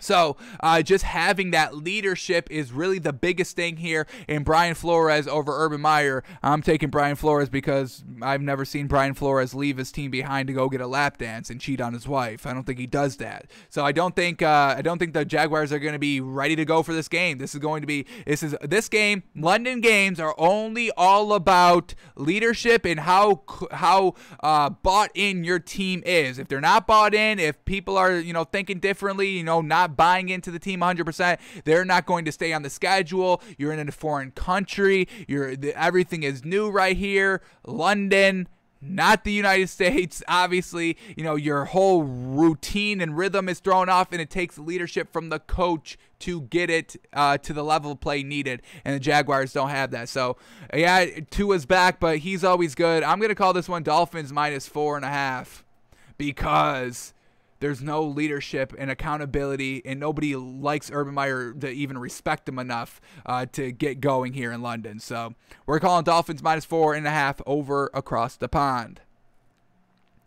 All right, then we get the Chiefs at Washington here, folks, and both teams 2-3. We've got no love here for the Chiefs. They've lost our love, all these turnovers. We cannot buy that. We just knocked them out of our top 10 because they're turning over the ball. They're losing the games because of that. We know what they can be at their peak, but we've not seen them play at their peak consistently like they are used to doing. So out of the top 10, this is not the same Chiefs team we know. If they want to get back into that, they can. They have to just clean up the turnovers. So Washington's defense really lackluster this entire season so far, really has not established themselves as a top tier defense like they did last season. Taylor Heineke not playing the best out here. Washington just lost last week after coming off of a real good win, but they can't string together wins together here consistently. So that kind of win 2 weeks ago, a little bit of a fluke, allowing Jameis Winston to have as much yards the entire season, his most yards of the entire season last week. So Patrick Mahomes should be able to take care of this Washington defense, but Chiefs on the road, potential turnovers because they've been showing turnovers all season long. Potential as some great value here, a little disrespect or a little upset here, or a little undervalue here by Washington. We're going to call this one Chiefs -5. And at that point, we may be able to take Washington. At that point, I think it becomes good value here with Washington +5, and we may be able to take it. And it wouldn't surprise me if the spread is even at maybe a 7. And if it's at a 7, I'm taking Washington at home all day. I think they can keep it close. And Patrick Mahomes hasn't cleaned up the turnovers. And, his kind of magic style of throwing the football is just looking like garbage now because it's not resulting in the wins and big plays, and it's resulting in the turnovers. So we'll see if this Chiefs team gets back on track here, and we'll see if Washington, if this defense shows up to play, this is going to be a tough day for the Chiefs. So we'll see what the value is. Real good opportunity to get some great value this week, thank goodness. We'll call it Chiefs -5. All right, next game up here is the Rams at the Giants here. Daniel Jones is on track to play, and hopefully this offense can get where it should be. We just saw Kadarius Toney go wild, and that's what this offense of the Giants should be. Now, unfortunately, no Saquon Barkley, so even if the offense is kind of rolling good, they're going to have a lackluster running game. So overall, the Giants offense is still going to be lackluster, even though it started to maybe find its stride a little bit right here. We'll see how Jason Garrett, we don't even have any like for him anymore, unfortunately, as the offensive coordinator for the Giants. So we'll see how he schemes this Giants team. But Daniel Jones, a potential, most likely, but Saquon Barkley is out. This Rams team coming off their first loss of the season last week, not looking good. Or no, they came off the win against the Seahawks. So they had extra time to prepare for this game, which is good for this Rams team.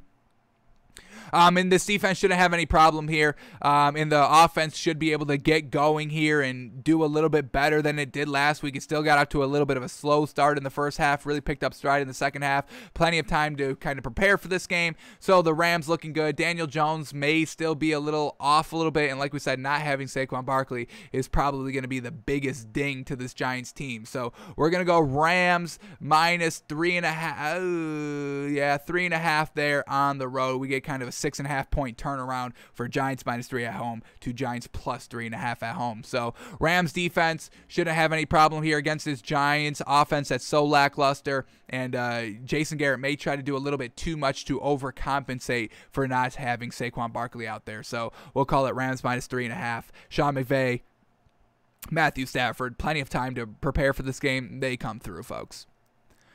All right, then we get the Texans at the Colts here. Big division matchup here. This kind of NFC South is truly wide open, folks. Let me go to standings. Yeah, what do we got? Titans. Yeah, just look at this division. Titans at the top at 3-2. Texans 1-4. Colts 1-4. Jags 0-5. So this division is truly still open for the taking here, and this is going to kind of determine who's going to be competing with the Titans kind of for the rest of the season. Who's going to have that leg up to try and compete with the Titans for that division lead. So Texans still going to rock with Davis Mills. Tyrod Taylor is not ready quite yet. Hopefully next week, and hopefully they start Tyrod Taylor and don't kind of keep going with Davis Mills, even though he did pretty good last game against the Patriots last week. Did pretty solid, his best game of the season, which isn't that hard to do. This Colts team, I mean, T.Y. Hilton back here at home. Huge complement of weapons here. So Michael Pittman goes back to the number 2, and he's got number 1 power. So hopefully he can continue to kind of get open, and Carson Wentz can give him the ball, deliver him the ball accurately. This Texans defense, nothing great. It's solid here, but this Colts team at home, they're desperate for a win. The Texans, they're also desperate for a win, but I mean, the Texans didn't have Super Bowl expectations coming into the season, where the Colts really kind of did, given what they went through last season with Phillip Rivers. We kind of said that Carson Wentz was a little bit of an upgrade over Phillip Rivers, and he got him to the wild card round. And this Colts team, they're desperate for a win. T.Y. Hilton's back. Hopefully, the offense is looking loosey-goosey, letting the ball fly. We don't have any buyability into Carson Wentz anymore, but against this Texans team, this is a solid, winnable game for the Colts here. We're going to call this one Colts -4.5 here at home. Let's see if they take advantage of the Texans. Alrighty, and try and get back on track there. Jeez, can't believe that Colts team is 1-4. How unfortunate. All right, next game up here is the Bengals at the Lions. Lions coming off of heartbreaking loss after heartbreaking loss. We'll see if they're ready to go. Dan Campbell's talking about Drew Brees texting him and being like, man, you guys are right there. I'm feeling for you. You guys are right there. I mean, you need Drew Brees to kind of tell you and kind of motivate you a little bit. I don't know. Yeah, Bengals looking real good offensively. Went toe-to-toe with the Packers. You got to give them some credit there. Joe Burrow's looking real gosh dang good. Jamar Chase, I mean, can't stop the man. And with this Lions team, they're in the red zone. They're knocking on the door. But Jared Goff, man, one of the most unclutched quarterbacks of this season. We kind of know why Sean McVay was like, yeah, can you get this man off my team, please? This man is not getting it done in the red zone, taking unnecessary sacks, turning the ball over, not scoring touchdowns, settling for field goals. That's what the Lions have been doing all season long. Does it change here this game? I mean, does the tears of Dan Campbell truly get this team fired up to play and, put everything behind them and just play a full 60 minutes of great football together? I don't know. I like the Bengals here, folks. I'm going to call this one Bengals -2.5. You get Lions -3 at home, but this is like a 5-point turnaround in our opinion. I just can't buy anything Jared Goff does, and Joe Burrow went toe-to-toe with Aaron Rodgers last week. That was super impressive. Probably should have won the game. We liked the Bengals +3. We thought that was great value. They lose by 3. It's a push, but they really should have won the game with all those missed, field goals and all that. So we like the Bengals offense. They can move the ball. The defense held Aaron Rodgers in check. I don't think they have any problem holding this Lions team on the road in check. So Bengals -2.5. All right, then we get the Packers at the Bears. Nice division rivalry here. And Justin Fields, I mean, we've got no problem with him. Him passing and throwing the ball is looking real good. But the overall offense called by Matt Nagy, we're really not in love with. They're kind of keeping Justin Fields real conservative, not throwing the ball. He had like 20 throws last week. What is that about? Not getting him kind of, started in the beginning and waiting, when he had every opportunity to kind of shut the door and kind of extend the lead last week. He took every opportunity. That's what we love about Justin Fields, but he didn't have that opportunity in the first half because they were rushing the ball. And I've got no problem having a balanced rush and passing attack, but that was a real unbalanced run game over a pass game. So I don't know what it is with Matt Nagy being super conservative with Justin Fields. They are winning games, so we can't knock it too much, but now you've got a real opponent in the Packers, and if you're going to go toe-to-toe with Aaron Rodgers, I mean, you better hope Justin Fields is getting out to a hot and early start and not kind of running the ball too early and often in the beginning, where now Justin Fields has like 8 passes at halftime, down 14 points, and expect him to kind of lead the charge back. So I don't know. I don't like Matt Nagy as a play caller, folks. He was forced to play Justin Fields, which we didn't even he shouldn't have to be forced to play. He should have just played him over Andy Dalton. So we don't like the decisions Matt Nagy's making, and this play calling in the offense, I don't like it at all. Packers here on the road, division rival. The Bears defense is real solid here, and that's really going to be kind of the main thing. They held the Raiders to 9 points, real great there. We've seen the Packers, they haven't really had that wow game this season. We've seen a wow game by the Bucks. We've seen a wow game by the Cardinals. We've seen a wow game, 2 wow games by the Ravens. We've seen a wow game by the Chiefs of scoring on every single possession against the Eagles. We just haven't had that wow game with Aaron Rodgers in this Packers team. So the defenses are kind of keeping them in check. Close games here. I just don't think that offensive game plan is going to be here this week for the Bears, and the Packers win decently big. I'm calling this one Packers. I'm going to call this one Packers minus 2.5. I think it's going to be a little bit more here, and it's really just going to be the defense here. This is why we're doing it a little bit lower. I like the Packers offense better than the Bears offense, so I would go in that aspect of Packers -4, but because of the Bears defense, we're going to knock it down to Packers -2.5, and we'll see what the Vegas decides to put the line in, and that's going to tell us if we have good value or not. So we'll get back to that line after we're done predicting all these. We've got a couple more games left here, so let's keep going. Next game up is the Chargers at the Ravens. This is going to be a great-ass game. Holy moly. Ravens winning decently close against some of the better competition, against the Chiefs, against the Colts last week. Coming back from behind, Lamar Jackson shooting himself in the foot in the first half, threw a pick 6 against the Chiefs. Fumbled on the goal line against the Colts, still finding ways to win games. Chargers, they're finding ways to win games as well. Brandon Staley, going for it on 4th down in kind of unconventional situations here, but it's paying off. They're getting wins here. This is going to be a real close game, probably the best game of the week. This could potentially be the best game of the week here. Chargers at Ravens, and it's a 1 o'clock tip-off in Baltimore. So, man, oh man, I'm just going to go Ravens minus.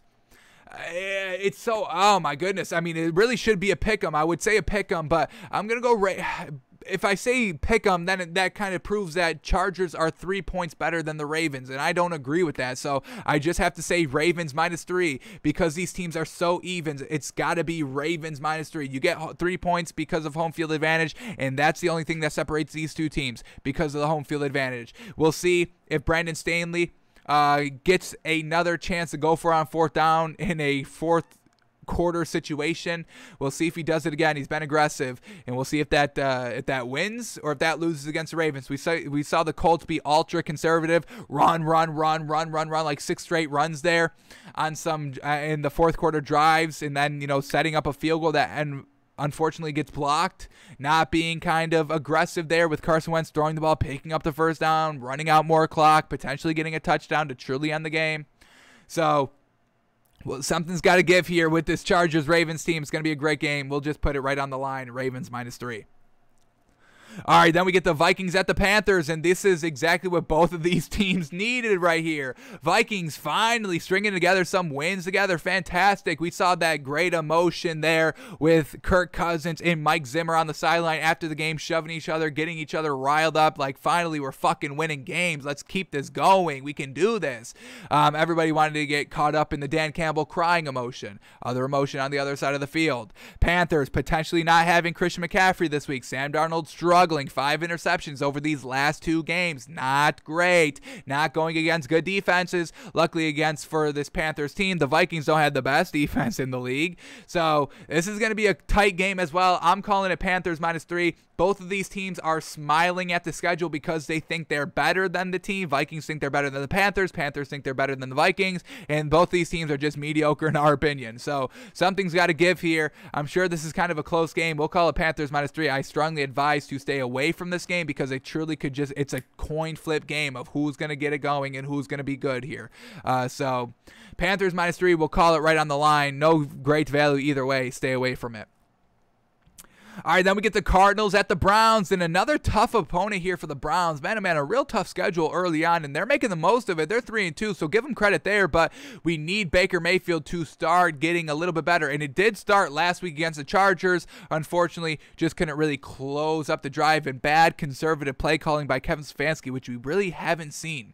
Cardinals coming off of a great defensive effort. We just watched it against the 49ers, not giving up any 4th downs, really. Only gave up 10 points, really strong showing, and they won a close 17-10 game where the defense was kind of the story over the offense. This Cardinals offense has the ability to do what the Chargers did last week. I mean, the Browns gave up 40-plus points and still lost. That's what the Cardinals are looking to do this week as well. So Baker Mayfield, again, has to string 2 great performances together. Is that going to happen? I don't know if he's ready to do that yet. We have him at average game manager, has to earn that above average status back to be an above average game manager. got back on track last week, couldn't put the kind of nail in the coffin. He threw the ball on 2nd and 9, incomplete, unfortunately, and then they run the ball on 3rd and 9. So Kevin Stefanski and Baker Mayfield both have shareable blame for the loss last week. Not big blame because they still got it done. They put up 40 points. I mean, that's all you can really ask for. Fourth quarter got wild and crazy, but we're going to call this one Cardinals -3.5. Baker Mayfield got to go toe-to-toe with Kyler Murray. I don't like those. I don't like that odds. I don't like those odds with Baker Mayfield. So we'll go Cardinals -3.5. Could be a lot more. We'll see. See how much respect Vegas gives this Browns defense. All right, then we get the Raiders at the Broncos, and with this entire John Gruden situation going on, are they going to be ready? We just saw the Jaguars with that whole Urban Meyer situation, not really ready to compete for an entire full quarters of football.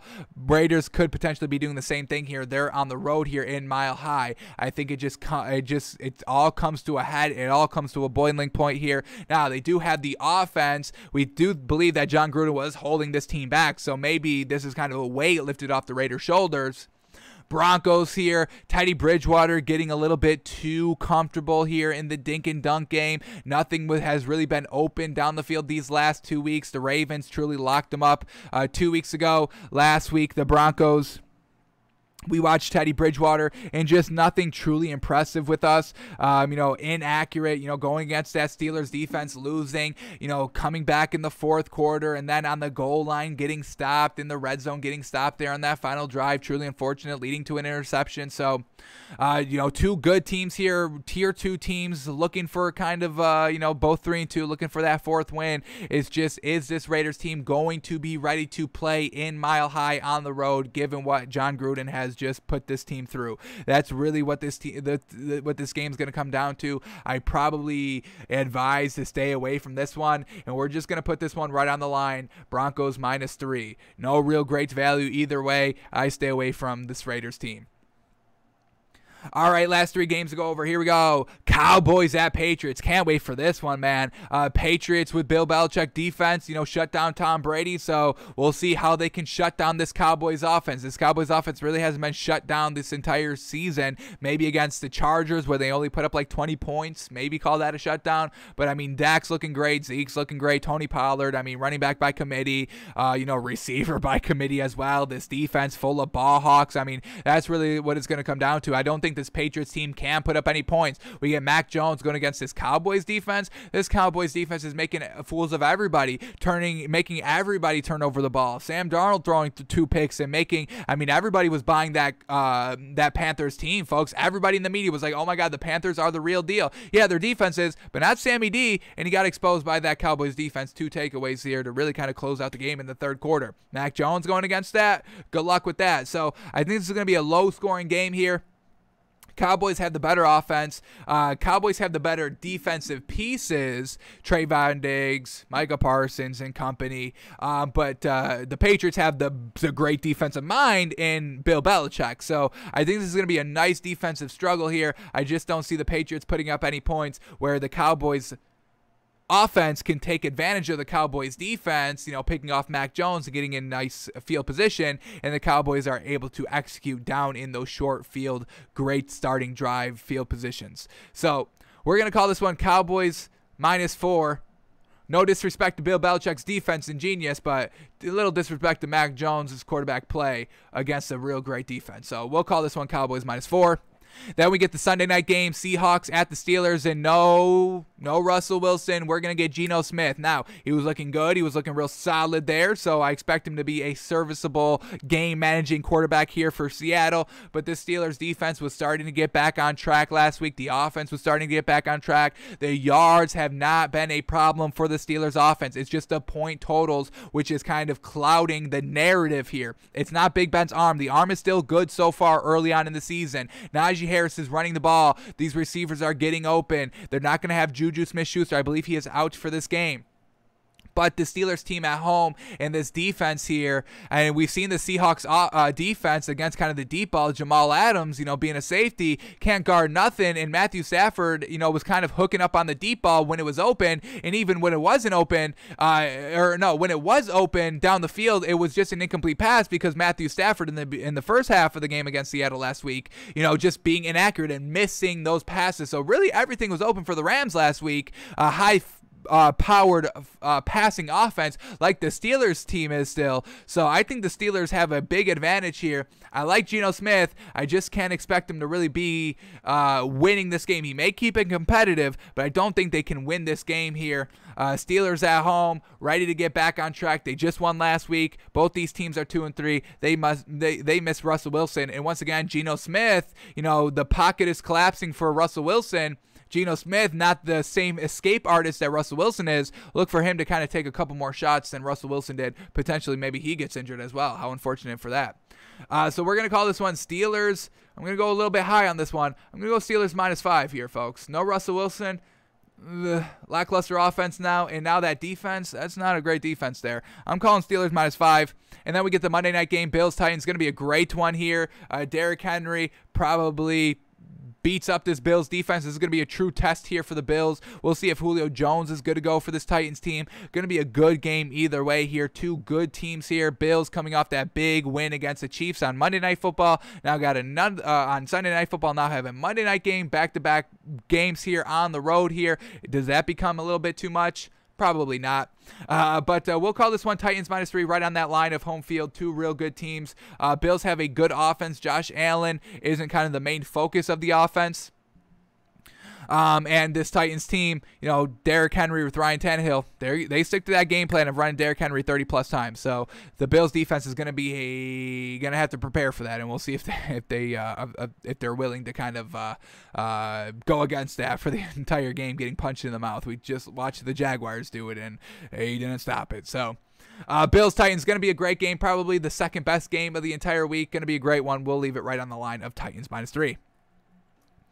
All right, now that we have all the lines predicted, let's refresh these lines at DraftKings and see where the lines actually are. Are we right on the money with Vegas' thinking? Is there disrespectful value? Is there great value to be had, to be seen? We've got these lines all the way up to date, so let's see how our thinking was. Here we go. The Thursday night game, we'll talk about it. Here we go. Bucks at Eagles. We predicted this one at Bucks -3.5, and wow. Bucks -6.5. Holy moly. And I think that's great value now, folks. Eagles +6. That's going to be our pick. I think that's real good. The Eagles have proven that they can move the ball offensively.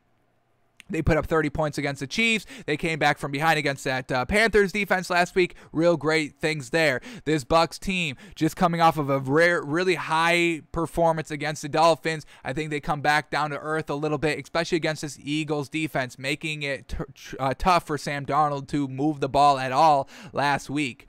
At home. Now, Thursday night games, always wonky, so favor the home team. We get 6.5 here. This Bucs defense, we just told you, is banged up, missing like 3 key starters here. And, if they're not getting pressure on Jalen Hurts, he can do whatever he wants. So, big game here. Eagles trying to get back on track. The division is it's starting to kind of get, you can beat Washington and the Giants, but you've got to kind of get that first place winner of the Cowboys. Eagles 2-3 so far. Got to win this game. Got to be competitive. I'm loving the point totals here. This is a little disrespectful. Not true disrespect, but a little hint of disrespect here given by Vegas. And we're going to eat it all up. Eagles +6.5. That's what we're taking tonight, folks. Alrighty, let's keep going here with the rest of the Sunday games, or all the Sunday games. Here we go. The London game, Dolphins, Jags in London. We predicted this one at Dolphins -4.5, and it's Dolphins -3. We cannot trust Urban Meyer to have his team ready to go in London. Not going to happen. Trevor Lawrence, rookie quarterback in London. Not going to happen. Tua, this is still a young Dolphins team, so, the drastic differences isn't as drastic as last week with Matt Ryan, a true tried, trusted veteran, against all the rookies of the Jets side. So the Dolphins aren't going to have that much of an advantage in that aspect, but still a decent enough advantage there where Urban Meyer's in charge of this team over in London. That's not going over too well. Tua's ready to kind of prove that, hey, everybody's got, stuff to say about Tua. We don't see it over here. We find it truly disrespectful saying that man can't play. The man's got one of the best accuracy arms in the entire league, folks. Just unfortunately, the line can't protect him, and these receivers are not doing him any favors. favors, and the offensive play calling is trash as well. Unfortunate. So Dolphins defense against this Jaguars offense. Good luck with that. Good luck with that. The Dolphins defense just got made fools out of by Tom Brady. They're ready to step it up and take their anger out on a rookie quarterback. They do it. So Dolphins in London there, -3. I think that's the best value. A little off the mark on our -4.5, but we don't like what the Urban Meyer's doing. So no great value in the Jaguars in our opinion. All right, next game up here is Chargers at Ravens. Ooh, getting the great game out of the way off the rip. Okay, we respect it. We predicted this game at Ravens -3, and it's Ravens -2.5. Wow, Vegas is saying, yeah, this Chargers team is a tad better, a half a point better. All righty, we didn't want to say that. That's why we left it at the Ravens -3. There's no value in this game, folks. I mean, you're talking about a 3-point win potentially, and all these spreads are basically talking about 3-point wins. So I would truly stay away from that one. No great value. Going to be a great game to watch, and we'll see if Herb can get it done on the road. Man, oh man. Then we get the Vikings at the Panthers. We predicted this line at Panthers -3, and wow. See, folks, the Panthers are not good. Sam Darnold's not good offensively. Panthers +1.5, Vikings -1.5, Panthers at home. Holy moly. So, yeah, okay, y'all can keep loving Sam Darnold. That's your prerogative. That's fine, but we've seen him the last 2 weeks, and we just watched him in our film study. That's not the man, folks. That's not the man. This Panthers defense is good, could upset the Vikings, but once again, these are two just kind of mediocre teams. You never really know what you're going to get out of these teams on a weekly basis. Like we say it all the time, Vikings have great stats, and they have lackluster records and wins. Panthers, it's Sam Darnold. The defense is good, but this offense cannot move the ball. And this line is a little telling that maybe Christian McCaffrey doesn't go. We kind of said he was kind of 50-50 as of kind of this moment. Vegas is kind of saying, hey, he's definitely not going because I don't understand the spread. If Christian McCaffrey was going, I would kind of say this spread is going to be a lot different. So Panthers +1.5, Vikings -1.5. We don't like Sam Darnold. I'd take this Vikings team over it, but still no great value. This Panthers defense could show out. Alrighty, Packers at Bears. We predicted this line at Packers -2.5, and it's going to be Packers -5.5. Sheesh. Wow. Alrighty. We understand it. Getting the Bears plus some points here at home, real solid value here, especially with this Bears defense. And like we said, this Packers offense just hasn't been like, wow, explosive. They've been good. They've been exactly, that's Aaron Rodgers. He's doing his thing. Winning a little bit closer than they would like, but they're still winning games. Can't knock them too much for it. But the Bears are winning as many games. What do the Packers got? 1 loss so far. Bears have 2. So Packers -5.5 here on the road, division opponent. I don't know if that's any great value, especially going, with the entire, one of the biggest rivalries in the NFL, Packers at Bears, long tried, rivaled in that.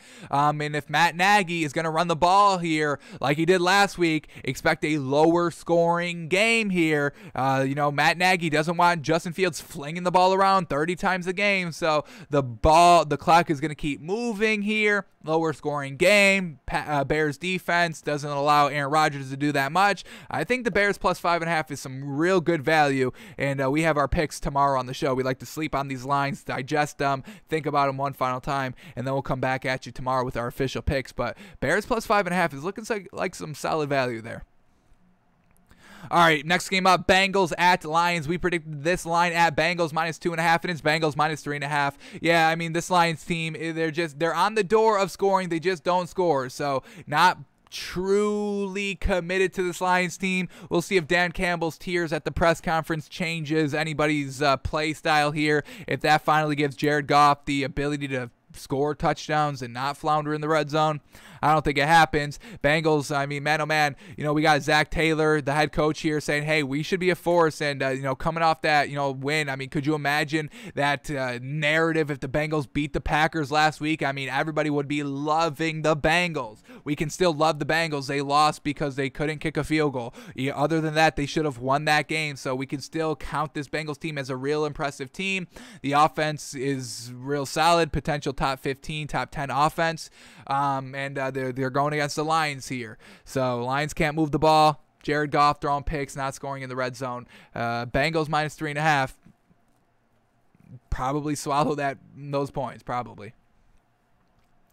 All right, then we get the Texans at the Colts. We predicted this game at Colts minus 4.5, and wow, Colts minus 10. Sheesh. I know this is a must-win game for the Colts, the easiest game they've had all season that they must take advantage of, but we finally got Davis Mills moving the ball offensively, his best game. And now division rival, this Texans defense is still kind of keeping the games close. In that first half, they only held the Bills to 16 points. That's solid right there. Not letting the game get too out of hand. Just unfortunately, the Texans couldn't put up any points. And then last week, having that first kind of half lead against the Patriots, unfortunately floundering in the second half, and then the Patriots come back to win, but still kept the game close. Texans plus 10, folks. I think that's a little disrespectful. This Colts team hasn't shown us anything great. Even when they faced the Dolphins had no offense there. The defense kept them in the game. The Colts still win decently close there. No, not a true blowout. T.Y. Hilton's back. That's the biggest potential blowout marker for this Colts team, but I think that's still a little disrespectful there with the Texans plus 10. So that may be one of our 99% guarantees come tomorrow, folks. All right, then we get the Rams at the Giants. We predicted this line at Rams minus 3.5, and it's Rams minus 10. Yeah, probably went a little bit too low on this one. Daniel Jones is looking probable, but yeah, not having Saquon Barkley and the Rams on extra rest, we understand the line. I would not take the Giants plus 10. That offense is not looking anything that we can bet on quite yet in this Rams team. Like we said, top 3, we have them at number 3 in our power rankings. The defense will probably shut down the Giants. Probably won't take this game just because of the spread. A little bit too much for us to swallow, but we understand it. All right, then we get the Chiefs at Washington. We predicted this line at... Now, let's see if we get great value. This was potential value here. We got Chiefs minus 5, and it's going to be Chiefs minus 6.5. So, yeah, I think I like the value there with the Washington plus 6.5 here. The Chiefs are just turning the ball over every single time, and this Washington defense does have some players that can kind of force the ball loose. We're looking for Chase Young to truly emerge this season back at it, and Taylor Heineke not looking the best, but looking like game manager out there, able to move the ball at some times in this Chiefs offense. They let the Eagles put up 30 points on them, so they've been able to, they've been shown to get kind of, a lot of numbers dropped on them. The Bills just dropped a large number on them. So Washington at home plus 6.5. Chiefs, turning the ball over. Some solid value there. I think I like it. Alrighty, then we get the Cardinals at the Browns. We predicted this line at Cardinals minus 3.5, and it's Cardinals. What? Oh my God. Oh, wow. Okay, there's the disrespect. Cardinals plus 3? What are you, out of your gourd? Oh my gosh. Cardinals plus 3, and it's at plus 100? What? The odds are at plus 100? That means, hey, everybody's taking the Browns minus 3, and Vegas is truly giving no love to this Cardinals team. What? The Baker Mayfield put up one good game against the Chargers defense, and y'all are ready to call this Browns team the real deal? What? This Cardinals team is moving the ball offensively, getting takeaways defensively, winning close games, winning blowouts, coming from behind to win, letting the defense win them the game. They're finding ways to win where the Browns can't win. They can't, put up 40-plus points and win the game. They can't win close against the Chiefs. This Browns team is not getting it done in the clutch, and y'all are having them minus 3?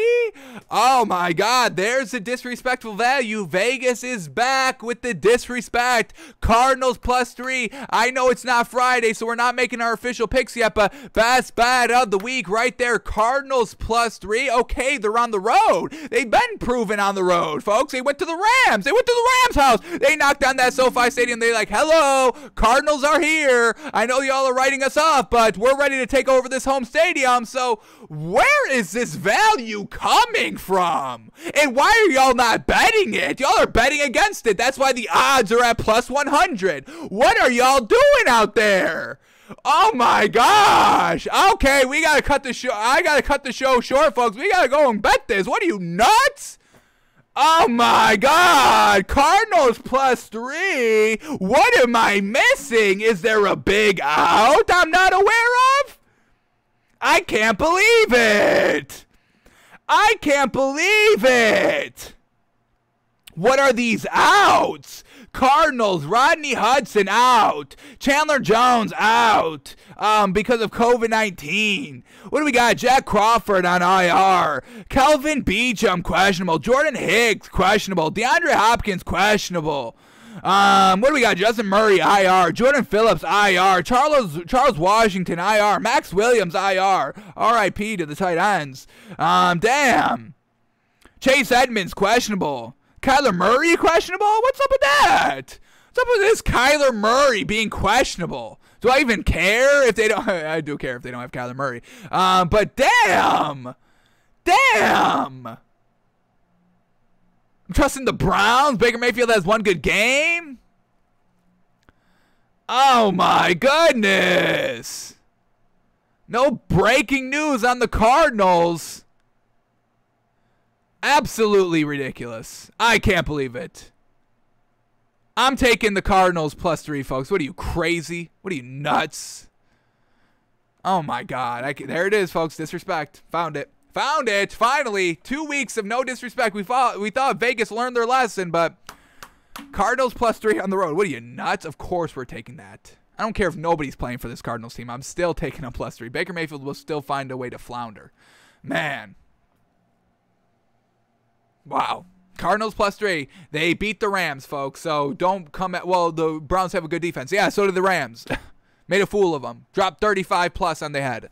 Browns here. Okay.